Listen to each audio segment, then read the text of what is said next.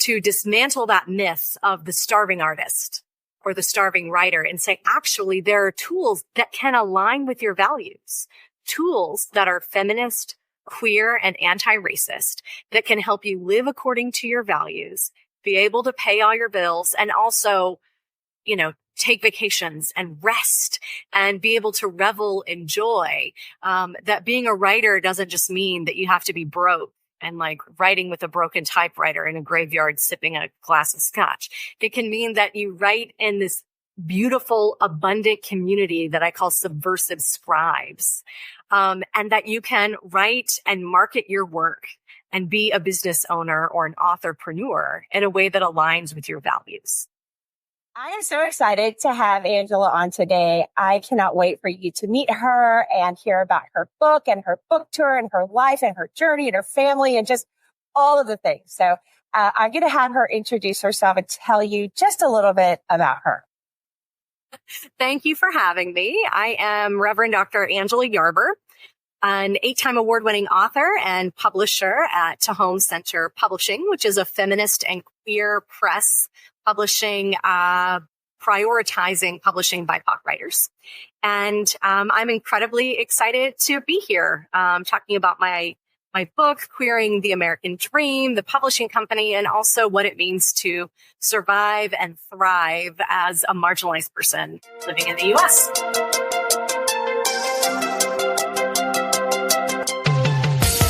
I'm Dr. Charlie Hornis, highly anxious people pleaser turned master certified professional life coach. Learning to manage my brain was so life-changing for me that I got certified so that I could teach these incredible evidence-based practices to you.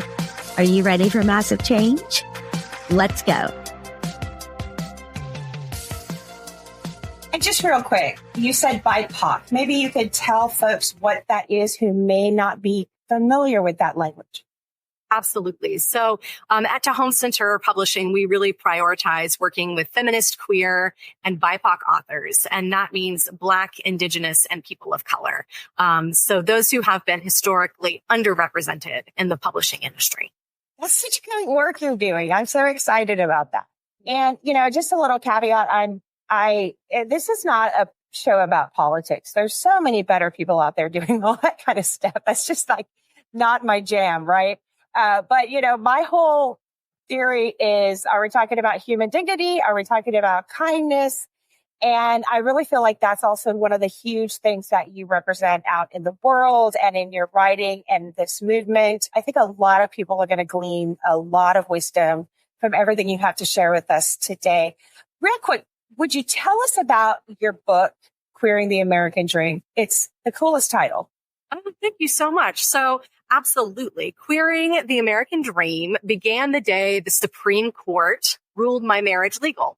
When my wife and I sold our home, quit our jobs as a pastor and professor, and traversed the American landscape in a pop-up camper named Freya, toddler in tow, for nearly 2 years, following in the footsteps of revolutionary women from history and myth.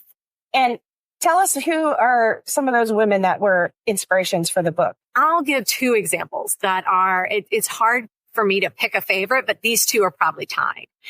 One is the intrepid Polly Murray, who was a Black civil rights attorney who coined the phrase Jane Crow to acknowledge the sexism that accompanies racism in Jim Crow laws.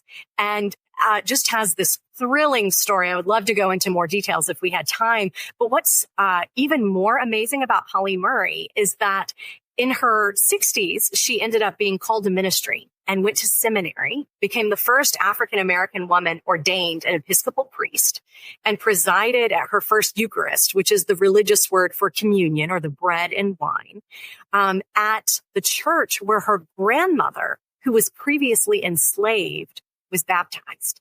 And all the while, Murray had committed, intimate, and loving relationships with other women, and described herself as a man trapped in a woman's body, taking hormone treatments, and likely, if Murray had had access to the language that we use today, likely would have identified as transgender, but was just absolutely an amazing, phenomenal person and writer, said one person plus one typewriter constitutes a movement. And that just inspires me. And then another who really inspired our travels was one of my ancestors, Gloria Anzaldúa, who is a queer Chicana feminist writer. And she once said that the purpose of my writing is to compensate for what the real world does not give me.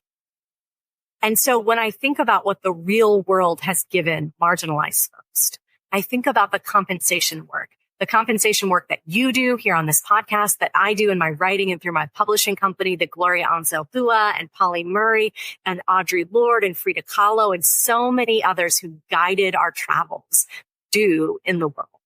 Okay. Clarifying question. Yes. Gloria Anzaldúa is truly one of my favorite theologians. Is she mestiza or womanist? Ooh, that's a good question. I think she identified as mestiza. And I think, okay, as you know, those lines blur some. Sometimes womanism can be almost a umbrella term, right?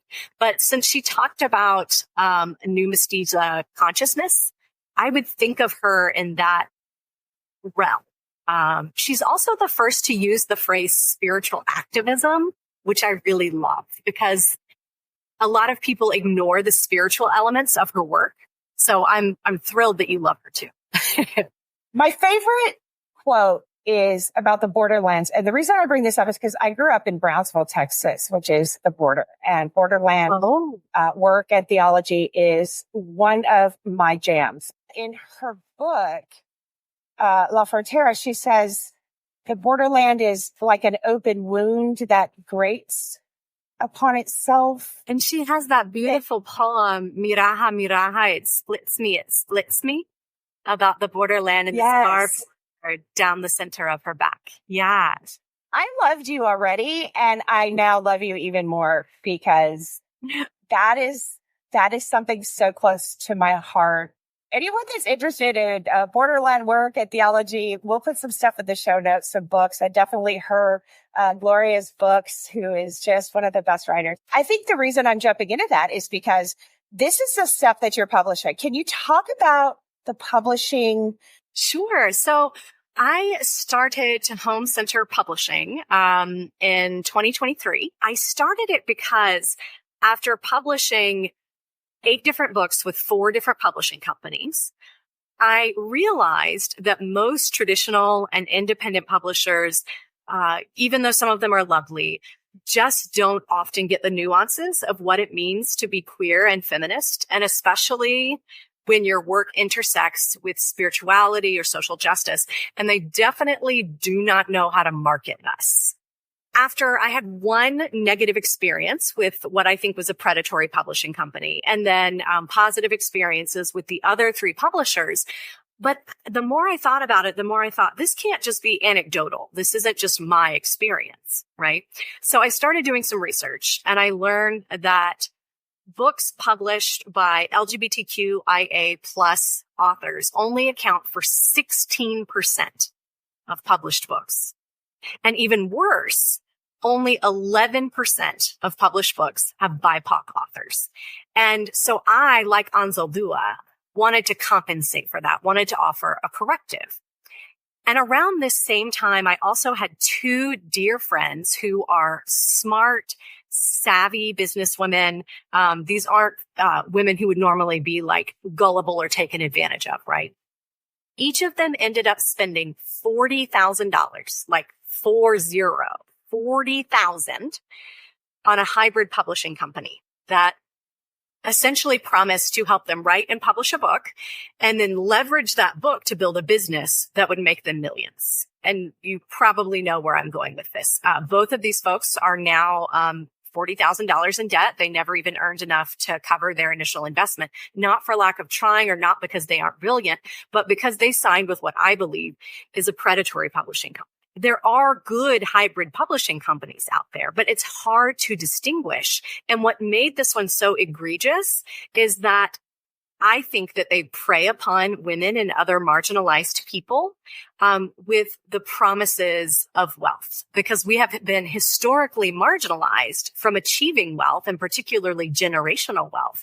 And so they kind of capitalize on that. When that happened with my friends, when I realized that my experience was reflective of the wider publishing industry, I decided I need to change this, right? I need to offer a corrective. So I started Tehom Center Publishing, which is a press publishing feminist and queer authors with that commitment to elevate BIPOC writers. And what we do is we publish authors at absolutely no cost. And that way we are a completely traditional independent publishing company, right? Because I don't want to charge someone to get their book out in the world. Simultaneously, we acknowledge that there are a lot of people who don't have the resources to write, publish, and market a book for maximum success. So we offer some equitable coaching programs in 3 areas: book writing, book marketing, and authorpreneurship, or kind of doing what that predatory publishing company promised to do, and that's to help a book to build a business. Okay, you have to talk more about the authorpreneurship. Did I say it right? This is what you're doing? What is that? Definitely. So many people combine entrepreneur with other words. Like, I'm also a visual artist, as you can see behind me. So artpreneur, authorpreneur, scholarpreneur. Here's something that's interesting to me that shocked me in this process, right? When I first got started, I didn't even use the word authorpreneur. And I didn't think about how writing a book can build a brand and leverage a business, or help an author develop basically a lifestyle where their writing can support them financially.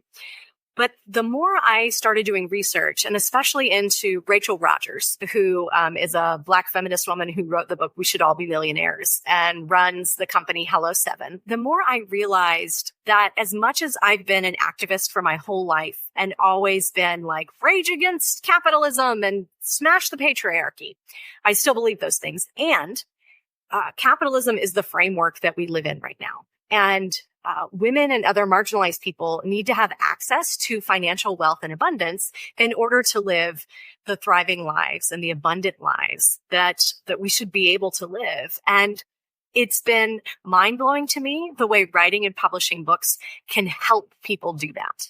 Tehom Center Publishing, it isn't only about bringing the voices and stories and writings from the margins to the center, though that is kind of our mission, but also in empowering authors to live abundant lives, to dismantle that myth of the starving artist or the starving writer and say, actually, there are tools that can align with your values, tools that are feminist, queer, and anti-racist that can help you live according to your values, be able to pay all your bills, and also, take vacations and rest and be able to revel in joy.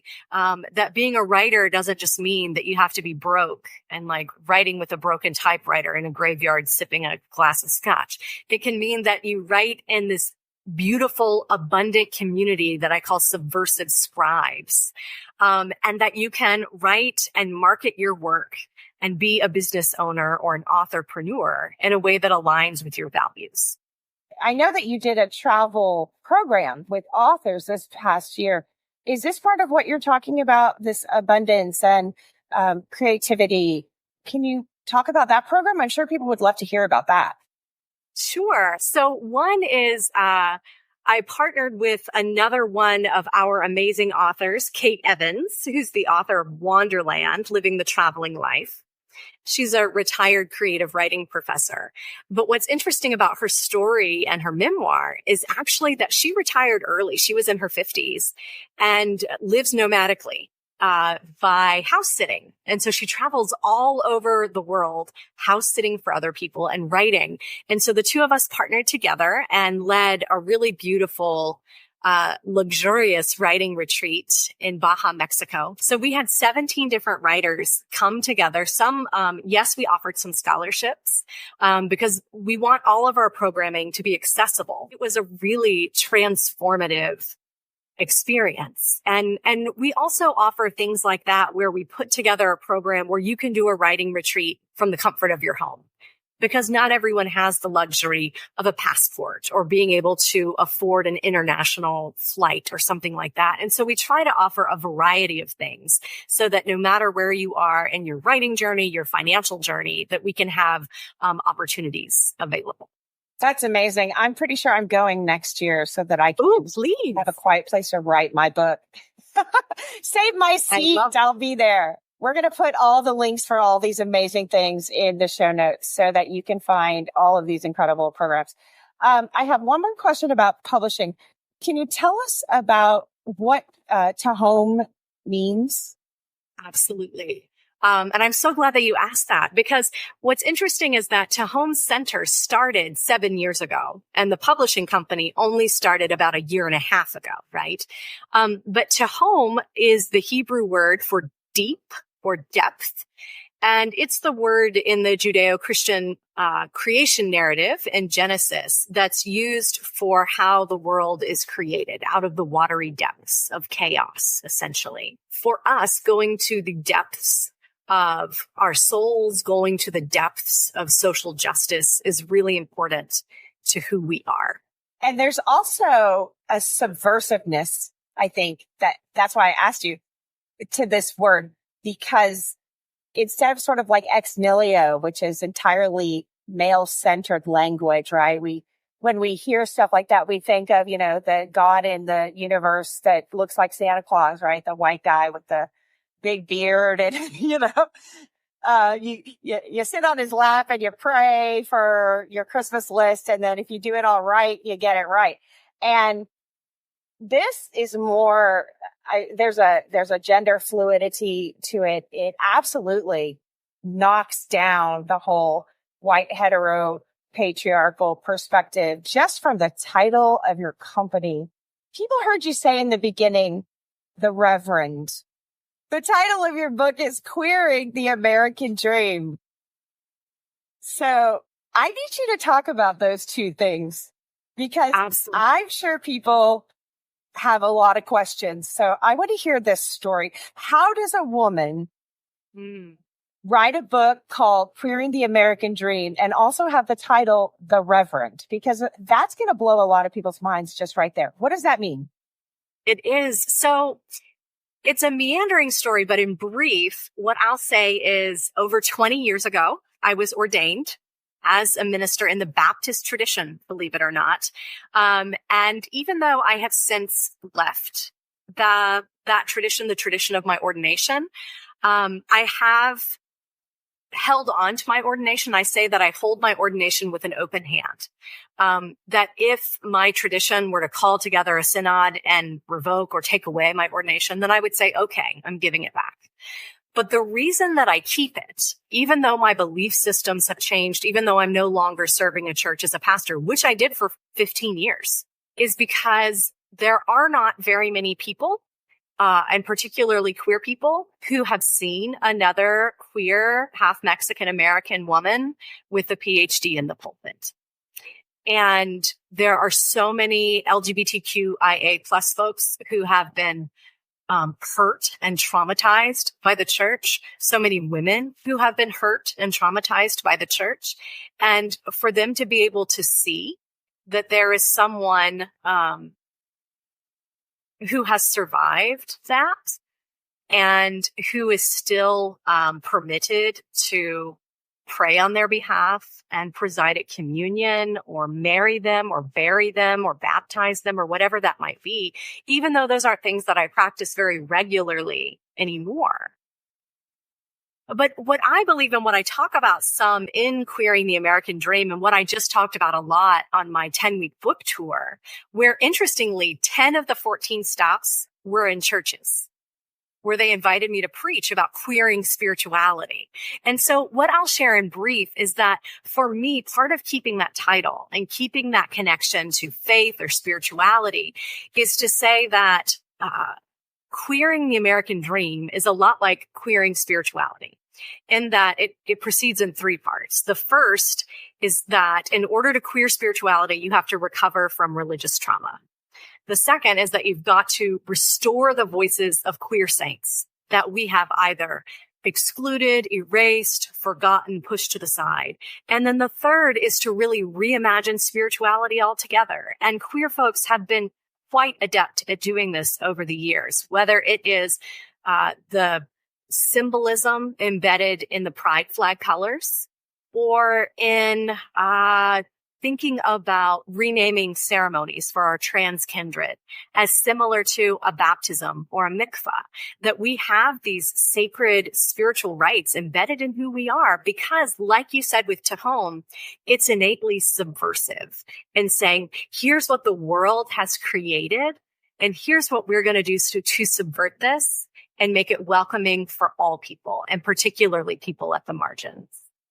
That's amazing. And I love that you are out there modeling for younger generations coming behind us that may be struggling. There's countertransference in the art of ministry. If somebody believes a certain thing, that's their truth.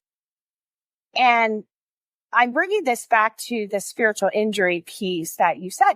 We are beaten up by other people's belief systems. And this goes back to what I teach about thought work. Other people believe their thoughts and their beliefs are true and fact, which is not the case. And I think that the work that you're doing is helping to dismantle and to model that spirituality and even religion and faith and all of these big question things. Because at the end of the day, we all ask big questions. You can say you're an atheist all day long, but you're going to ask big questions at the end of the day. And you need someone to process that with, which is what ministers are supposed to do. But the countertransference of other people's belief systems and other people's thoughts that they're right causes significant spiritual injury and trauma onto other people. And that's just like the hetero world, the cis hetero world. I can't imagine, because I cannot speak for the queer community. I cannot imagine the multiplied trauma that is in that space and the healing that just seeing you and hearing your titles, the Reverend Dr, immediately would be a balm for. Do you have any examples of moments where just the impression alone of the Reverend Dr in the queer space has impacted people just from that alone, just being out in the public eye? Absolutely. Both positive and negative. So I think starting with the positive, I think the last church that I served over a decade ago became very, very toxic for me. That was the negative. But the positive was when they hired me, within that first year, we had 63 new people join. And most of them were queer young people. Many of them were also queer young people of color.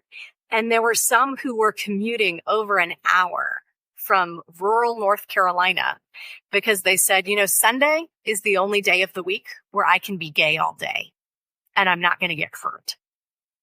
And for that to be in a church where, for example, I remember the one person who said this had also come out at their church when they were a teenager, had the crap beat out of them by one of their parents, by their youth minister, was ostracized from the church. And then here they were in another church, a Baptist church of all places, getting to fully be themselves.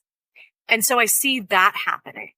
And then on the other hand, on the kind of trauma side, the negative side of it, was that the church, for example, who hired me was a church that had received rewards or awards from PFLAG and other pro-LGBTQ organizations that had been, quote, open and affirming, which is, for listeners, that's essentially religious jargon, saying that you affirm queer people in your space. So they had been for decades. And yet when they hired me, we became the first Baptist church in the country, likely the world, with 2 out lesbians as the head pastors at the time. Now that has changed. And the lashback was really big. So I had a really, really thick hate mail file folder. Some of those letters described in very graphic detail the way my flesh would smell when I burned in hell. Some included death threats. But it's interesting that it wasn't those things from the wider world and the wider community that did me in, because we expect that. We know that queer people are not affirmed in most faith contexts. Rather, for me and for a lot of queer folks in progressive communities, it was the microaggressions within the community that claimed to affirm us. So we thought that we were safe.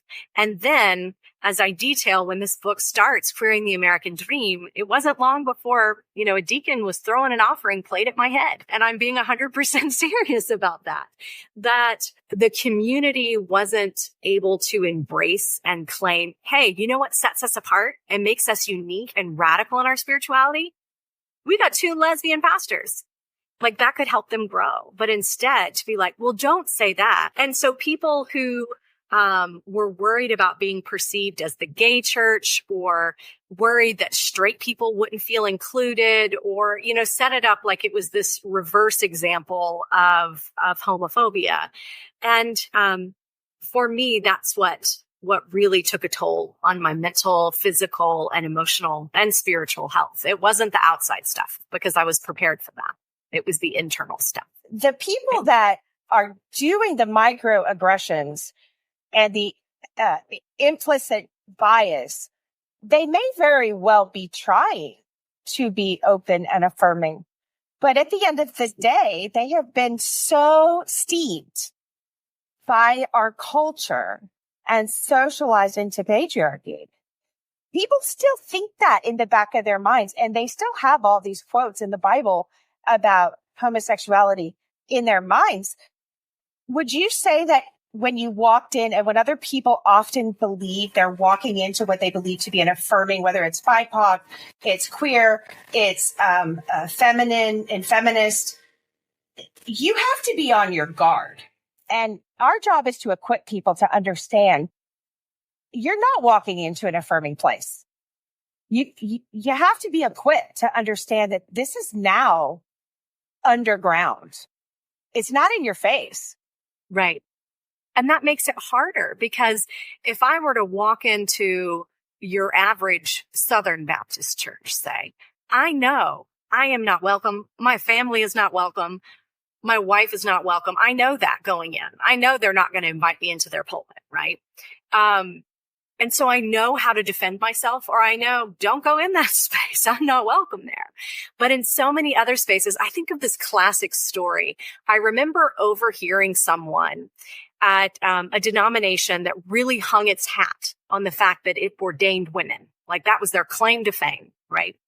And I remember sitting in their lobby one time, and I overheard someone making a phone call, but essentially they helped match churches with potential candidates to be their pastors, right?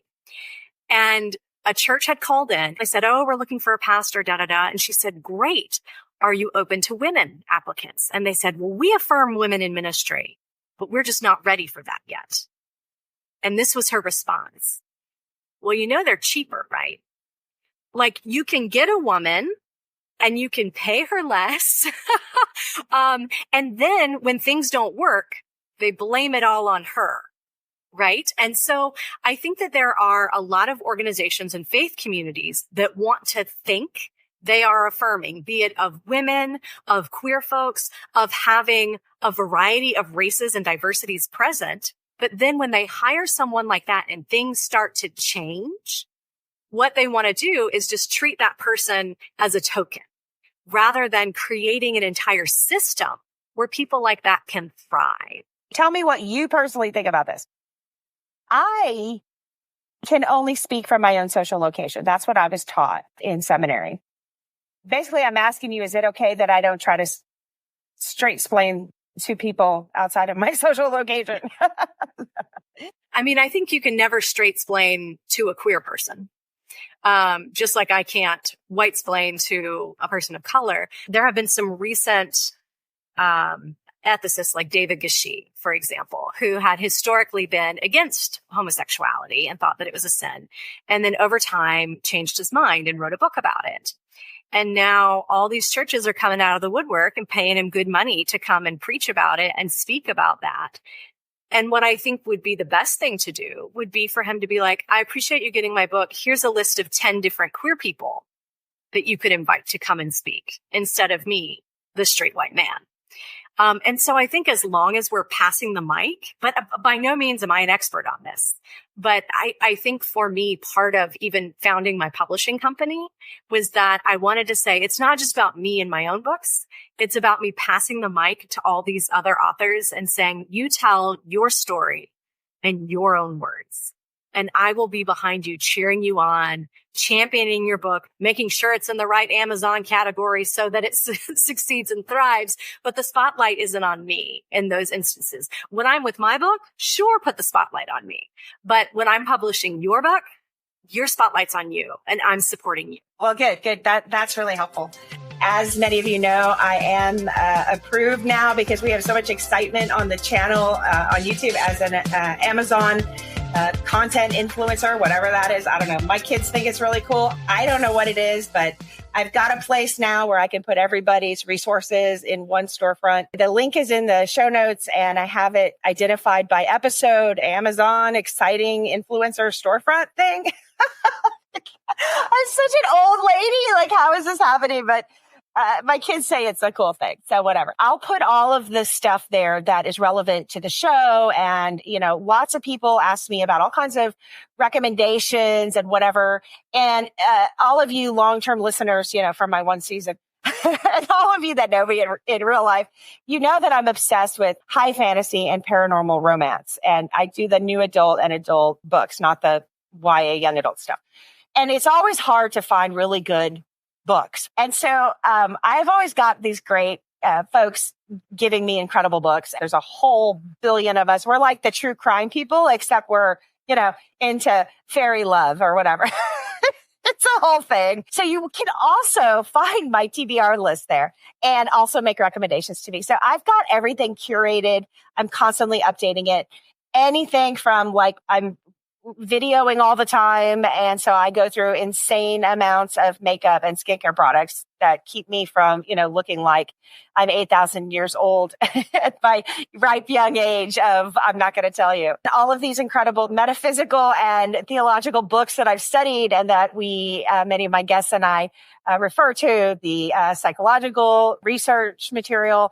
And I may just put on my favorite shoes there too. I've got one pair I wear every day. If you want to know what they are, go check it out. When you use the, what we call affiliate links, and I'm now becoming an affiliate for a whole bunch of different things. It's all on my website at charliehornesscoaching.com. And it's on the bonus resources page. What happens is when you purchase something off of that, a portion of it goes back to the show. And so what you're doing basically when you buy from there is you're supporting the show at no additional cost to you, which is kind of like the coolest thing ever. So you're going to buy something, you might as well buy it anyway, but then you support the show at no additional cost. I have those links. Check out what else is on there. And as you browse and if you decide to grab something, you're supporting the show. Again, at no additional cost to you. Again, I don't know what this thing is, but it's supposed to be cool and it's going to help the show and it's going to help us continue to create content for you and bring on incredible guests that are, they blow my mind. So I'm hoping they will blow your mind too. And then there'll just be some fun stuff. And don't forget my TBR list there, whether it's metaphysics and psychology and theology or high fantasy romance. You're going to find your next favorite read right there. Let's go. I really want to hear about the Cody Sanders book. Can you tell us about that? Sure. So back in 2016, I believe it was, Cody Sanders and I wrote the book Microaggressions in Ministry, Confronting the Hidden Violence of Everyday Church. And this was, to my knowledge, the first book that addressed microaggressions in a religious context. What we claim is that part of what makes microaggressions, which are everyday slights, insults, and invalidations, typically levied by people who mean well, but who don't really understand and grapple with their position of power in relationship to disenfranchised groups. So that's what microaggressions are. And what we claim is that when it comes to theology, religion, the church, and spirituality, those microaggressions have almost double harm, or they cut deeper. What Cody claims in the book is that it's the difference between being poked by a knife and stabbed by a sword, because it assaults your very soul. Because what many of the people who are waging those microaggressions are either purporting or implying is that there's some kind of divine approval to what they're saying, whether it is women are not welcome in the pulpit, LGBTQ folks are abominations, churches should be segregated, whatever it might be. It's as though the divine herself, I would say, is approving of these actions. And that makes it even harder to recover. When we equip our marginalized communities to understand what they're walking into in a way where when inevitably they will probably leave anyway, right? They don't have to leave mirroring mental health symptomology. Right. So I want to tee you up to talk about your journey, your experience, why you're writing this stuff, and what can we do to equip your audience, my audience, people that are out there right now, this moment, suffering, thinking something's wrong with them, and it's not them. Right. Absolutely. I love that question. And I often approach it through a metaphor that my wife and I came up with that I talk about in my book, Queering the American Dream, specifically in relationship with Audre Lorde's work, who is the self-proclaimed lesbian mother, warrior, goddess poet. Black lesbian mother, goddess poet. I might have mixed up the order in which she said those things, so forgive me for that. She has this amazing quote about self-care as is not about self-indulgence or selfishness, but is an act of political warfare. And what's interesting is that over the years, especially Instagrammable yogi-esque types, and particularly white women, have really appropriated some of Audre Lorde's work on self-care to equate it to things like a bubble bath and a glass of wine at a girls' night, right? And I'm not putting down those things. Those things are an important part of my life, right? But those are not the solution. And so this is what my wife and I came up with. Bear with me because it's a very lesbianic metaphor here or analogy. We could all use some of that in our lives, those of us straight ladies, you know. And I'm just going to start by saying self-care goes in the dirty word category with burnout as far as I'm concerned, because of the appropriation. Absolutely. So we talk about the importance of the marginalized community having access to systemic change, internal and external, as a power saw. So stay with me here. So if you have a power saw and you're going to do some kind of a project where you need a power saw and it's not working, it's because there are one of three problems with this power saw. So either your blade is too dull and it needs sharpening or replacing. Your battery pack has drained and you need to plug in those batteries to be recharged. Or your power outlet that's charging your saw or your batteries is faulty and needs to be moved altogether. So it's one of those three problems. Sometimes it's a combination of the three. And I think this is the same when you think about empowerment and self-care for marginalized people. So we have the blade sharpening. And with blade sharpening, I think of things like all of that internal work that we're told that we need to do, like meditation, going to therapy, reading this book that helps you learn about your personality type and how it works in collaboration with others, exercise, eating healthy, sleeping. So blade sharpening, things that you do in trainings that you often have to pay to do, getting higher education. Those are all blade sharpening things. And sometimes people think you can do a million of those things and then no problems for you. But we know as marginalized folks, we have done a hell of a lot of blade sharpening. So take the two of us, for example, right? We are highly competent, capable, educated women. We have done a lot of blade sharpening, right? And then you also think about the battery recharge, which is a perfect analogy for self-care. And so for a lot of women in particular and marginalized folks, if we are feeling exhausted and we know that another training on how to cognitively train our brains to grapple with whatever, that's not going to cut it. People often say, like, you need a spa day. But what we often don't talk about at all, and what you're committed to doing and what I'm committed to doing, is talking about those power sources, right? Because no matter how many bubble baths and naps you take, no matter how much blade sharpening you do with education and meditation and therapy, if your power source is plugged into a faulty outlet, your power saw is never going to work. And the outlets that have been designed by the church, by society, by culture, were systematically rigged to not work for people like us, right? And so that's like saying, I'm going to do my self-care and have a bubble bath. And you climb in only to realize that your bubble bath is actually itch powder, right?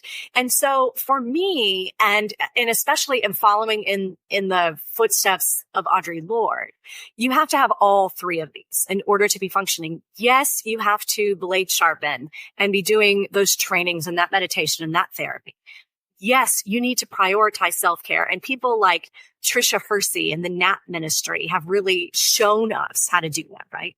But you also have to acknowledge that no matter how much self-care you do, no matter how much blade sharpening you do, you are always going to be plugged into a faulty system. For me, it's not just about surviving in those systems, but as much as possible, dismantling them and recreating and reimagining a system where an outlet actually exists that we can plug into that isn't going to harm us, that's not going to shock us in the process. I 1,000% agree with you. 1,000%.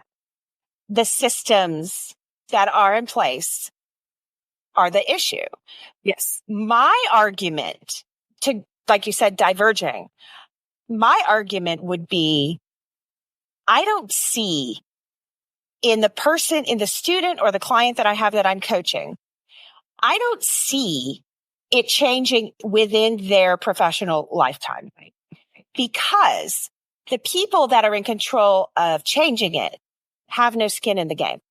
I have two options as a teacher and a coach.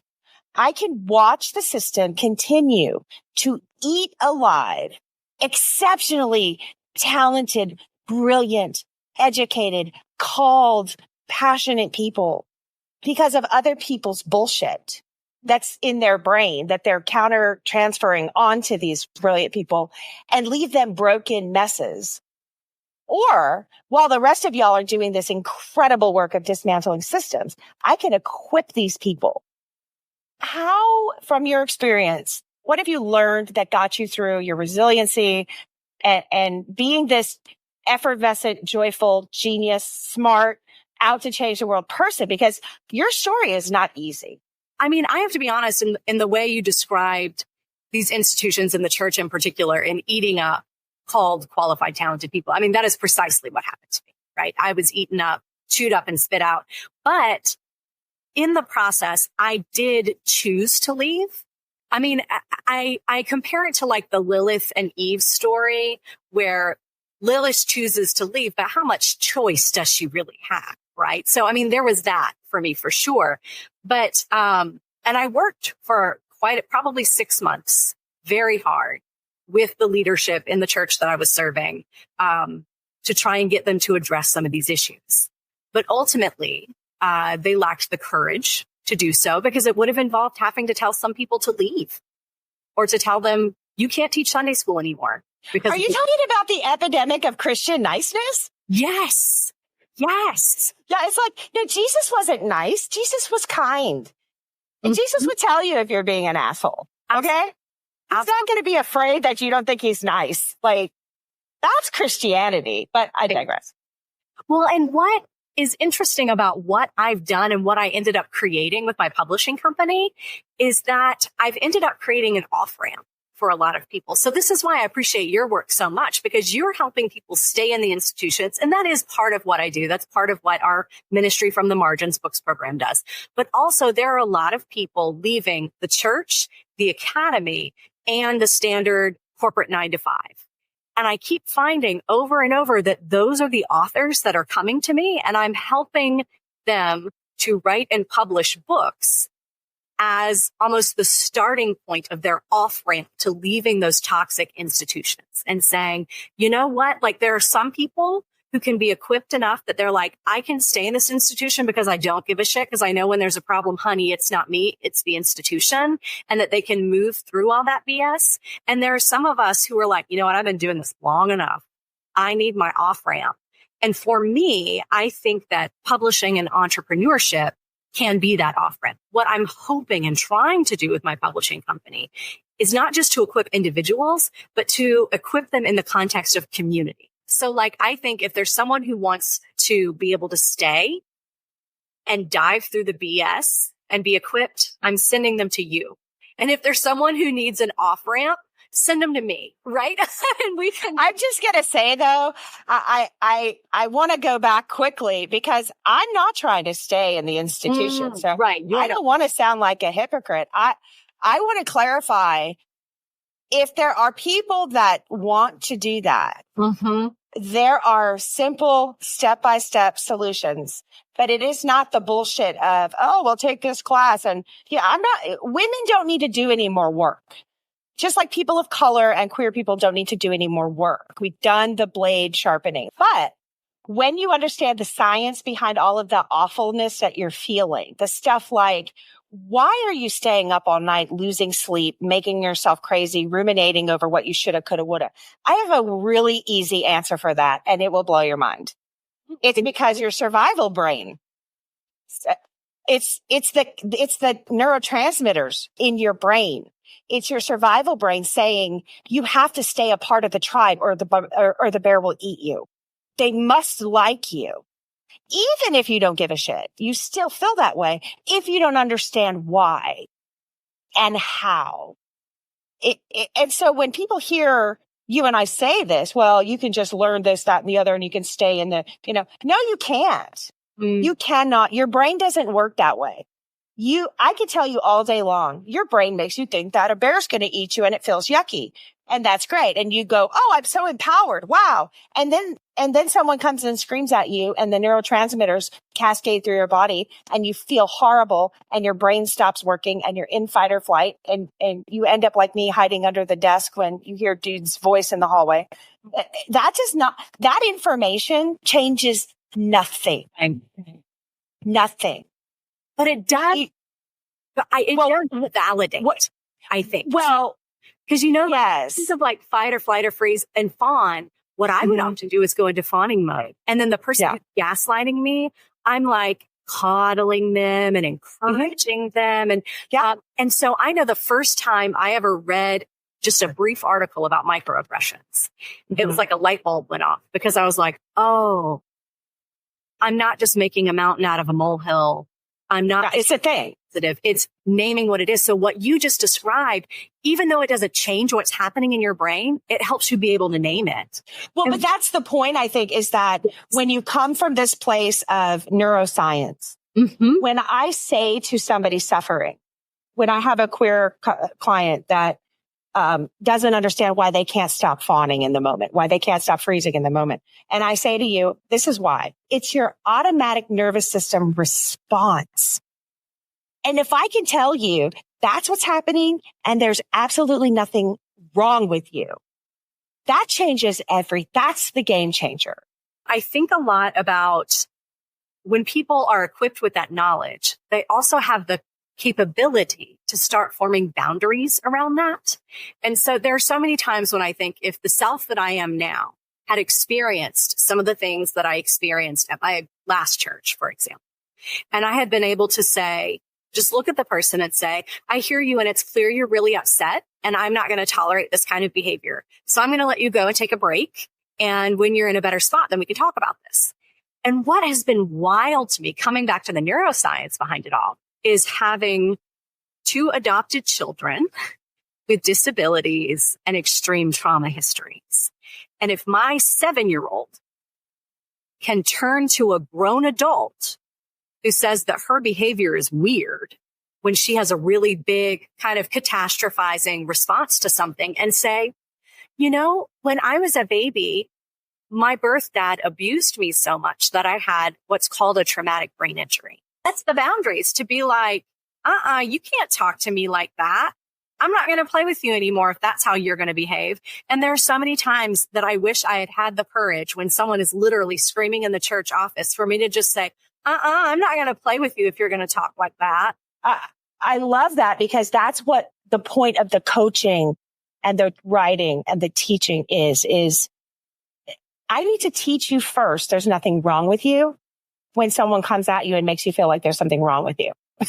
And when because you're working with a lot of folks from the Christian tradition, like a lot of folks who ascribe to traditional theology inherently believe that there is something wrong with it. You know what I mean? And so like, you've got to work through all of that. But to be able to acknowledge, like, we are beloved and beautiful how we are. And when someone else has a problem with that, that is their problem. You know, that's not your problem. But I've gotten to that point, I feel like you said earlier, where I'm like, well, that is their problem and their loss, because I am fabulous, honey. And if you don't want me around, then you can leave. So give us some tips. What have you learned in your journey that might be helpful to people to stop feeling terrible about themselves? I think having a solid team around you, a community that is supportive of who you are. And I think that for many marginalized folks, having people who share that marginality, and that helps a lot. And so having people who can reflect back to you who you really are and remind you in those moments that it's not you, honey, it's the system. I think having a good therapist is tremendously helpful as well. And carving out spaces where you are not just valuing yourself for your productivity, but just for sheer pleasure and joy. So whether that is eating things that you love, traveling to places that you love, floating in your pool, or shaking your booty at a Zumba class, whatever it might be, doing something that just makes you feel joy, I think is tremendously important, especially in the culture that we live in, and particularly for marginalized folks. The Zumba class, like, you get some endorphins running, poof, changes a lot. So again, it's all about neurotransmitters, which is the weirdest thing. Yeah, my wife always says it always comes down to the nervous system in the brain. That's It does. It really does. And I think when people really start to understand this, we're going to have a lot more emotionally intelligent, healthy people. You didn't get into the relaunch of the book. I really want you to share that story. Would you tell us all about that? So what's interesting is that when I first published Queering the American Dream, it was actually 2 years ago in 2022. And I became incredibly sick and blamed myself for a lot of it. I thought that I had unrealistic expectations for my book, and that was why I got so sick, but it really came down to bad medication, actually. And so we decided to relaunch the book. And that is how I reopen this book that I launched new in June, along with Pride. And so I'm not going to read the entire new preface to you, but I will read just the first few paragraphs to give you a glimpse into where I was and the importance of mental health care amidst the publishing process. And I start a lot like Bridgerton's Lady Whistledown with Dearest Gentle Reader. So, dear reader, just by picking up this book, I am asking you to be vulnerable. And since I'm asking that of you, I'll begin with some vulnerability of my own. Like most authors, I had grand plans for queering the American dream. Heeding the wisdom of the venerable Black queer writer Polly Murray, who says 1 person plus 1 typewriter constitutes a movement, I committed not simply to writing and publishing a book, but creating a movement. With my modern-day typewriter in hand, I dreamed of readers throwing off the shackles of an ill-suited dream, galvanizing retreats, coaching to help other marginalized creatives queer their own iterations of the so-called American dream. I tried learning about book marketing and pitching companion essays and creating a launch team and all those things small-time authors without expensive publicists on retainer do. I tried so hard. But when this book first was published in hardback in 2022, I was still reeling, floundering, struggling with bipolar 2, chronic fatigue, parenting 2 children with disabilities, and having just been released from a residential eating disorder recovery facility that prompted a 6,000-mile move across an ocean and a continent, I launched this book into the world, hoping for the best. Mental health, grief, disability, and nearly 5 years living below the poverty line had other plans. They sucker punched me back into bed for 9 months. Launch team on tap, book marketing plans out the window, the queer movement I dreamed of, little more than the space between my bed and my couch. It sucked.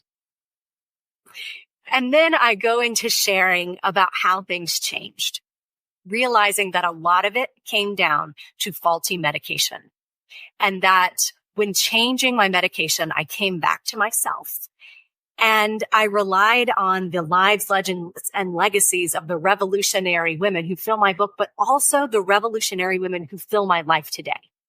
So whether it was attending feminist marketing seminars or going to queer writing workshops, or, all of these different strategies, leaning on my team and my people and my community, we relaunched and realized that in the formation of my publishing company, Tehom Center Publishing, I was already living into that dream, the dream of queering the American dream, which to me encapsulates so much of what we've talked about during our time together, that it's about subverting the status quo. It's about saying, this is BS and I'm not going to be a part of it, and learning the why behind that it's about the brain and our nervous system, and that we have the capacity to be resilient amidst it. That's amazing. You are such an inspiration, and you and I could talk for hours, and we could. Yeah, people that know me, they know when I get excited and passionate about something, I can come across a little aggressive. So I always warn people. I'm like, when I do that, it's because I actually like you, not because I'm getting mad at you. But yeah, we could do this forever. So I hope maybe you'll come back on, or next time you are launching a book or got a great project. Where can people find you? Yes, I would love for folks to find us. You can find us at our website, which is tehomcenter.org. That's TEHOM center.org. And that's our handle on everything. So Facebook, Instagram, on TikTok, we're Tehom Lit Revolution. But just look for Tehom Center, connect with us there. You can also sign up for our email list for lots of great resources and books and techniques for how to subvert these dreams and honestly live the life that you're dreaming of, which I feel very grateful and privileged to say that's what I'm doing these days. Me too, girl. Me too. And any of our marginalized authors out there who might want to connect with you, is there any different way to connect or the same way? Yes. So head over to tehomcenterpublishing.org. You can see how to submit a manuscript to us or a proposal for a book, or which we do 100% for free. Right? We publish for free. Or if you need some coaching along the way to help you with book writing, marketing, or entrepreneurship, then you can check out all of our programming there. Great. Any last words to leave with us?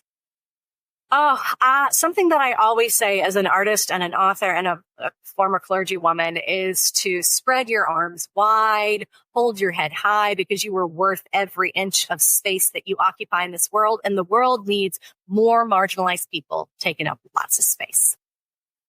Fearfully and wonderfully made. I love it. I love it. Well, we're so glad to have you.